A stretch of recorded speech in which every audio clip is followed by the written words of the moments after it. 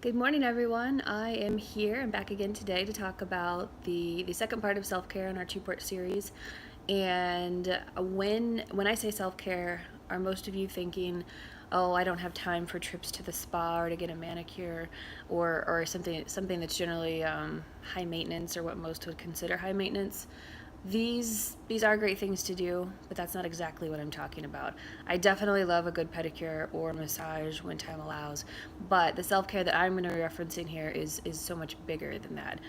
It's feeding your spiritual, mental, physical, and emotional needs, and taking care of yourself so that whatever life throws at you, you can handle in a more positive way.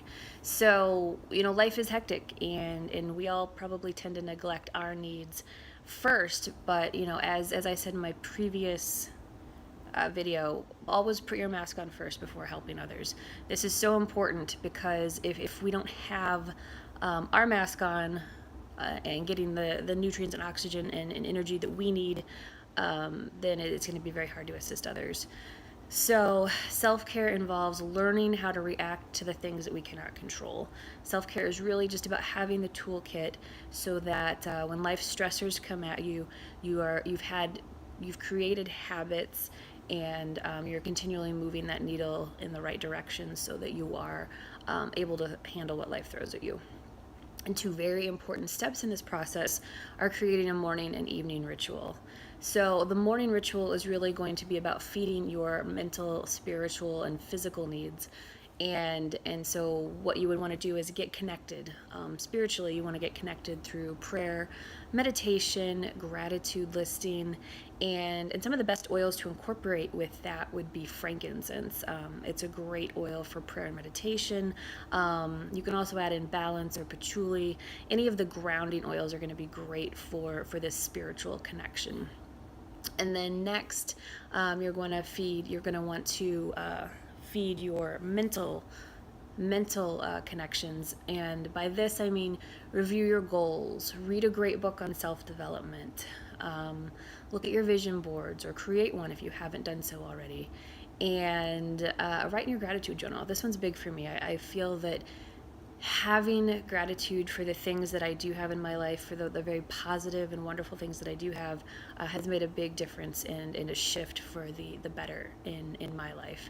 And so, some of the oils to use for your mental state would be, so if you're feeling drained, maybe try incorporating uplifting oils like bergamot, black pepper, fennel, lemon.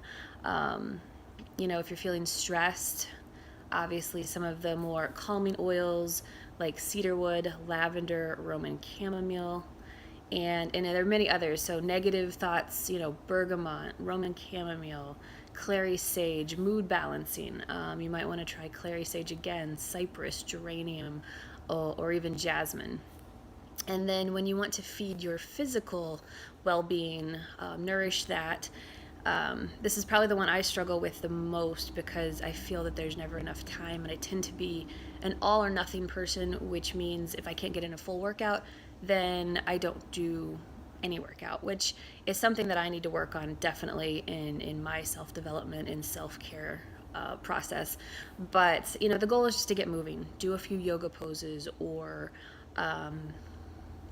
take a quick walk. And the beauty of this is you can do these all together. You don't have to, if you're doing a few yoga poses, you can be meditating while you're in that pose, or if you take a quick walk, listen to a good book on tape. So these aren't all mutually exclusive of each other. You can incorporate multiple things to feed each of these areas. And for the physical well-being, with trying to get more motivated, you might want to add in Motivate, the essential oil blend, or even peppermint to try to get your energy levels up, or get you going in the morning. Definitely, like a drop of peppermint to the thumb and then to the roof of your mouth is a really quick way to get that burst of energy. And then for your evening ritual, what you really want to consider is how well are you sleeping? Are you doing the things that are going to promote sleep that it'll come, sleep will come easily and you'll stay asleep.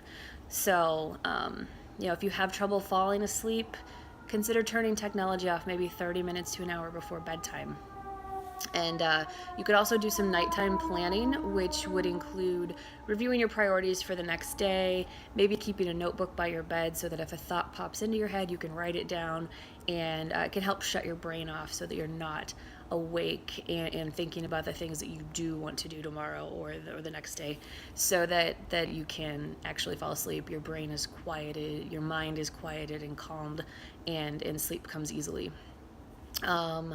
And then, anything with restful activities, warm bath, drinking some hot tea, reading, yoga poses, again, using some essential oils that are calming, quieting, and relaxing to the mind so that you can fall asleep and stay asleep. And I'll tell you, Serenity is I probably get the best night's sleep when I diffuse Serenity. So definitely a great one to try if you're going to be diffusing oils in the evening. And getting quality 7 to 8 hours of sleep, it's very important.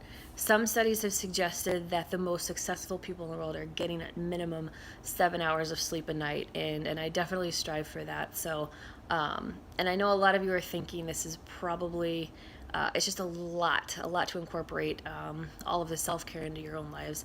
But I'm here to tell you, you're not always going to succeed at this, but consistent efforts, you're gradually going to move that needle in the right direction and increase your self-care, the rate that you gave yourself on those self-care items. And to be successful, think of the 80-20 rule. 80% of the time, if you're consistent 80% of the time, then you're definitely going to see progress. So I hope this helped, and if you guys have any questions or anything, please visit us on our Essential Living page in the Essential Living community, and I look forward to seeing you there.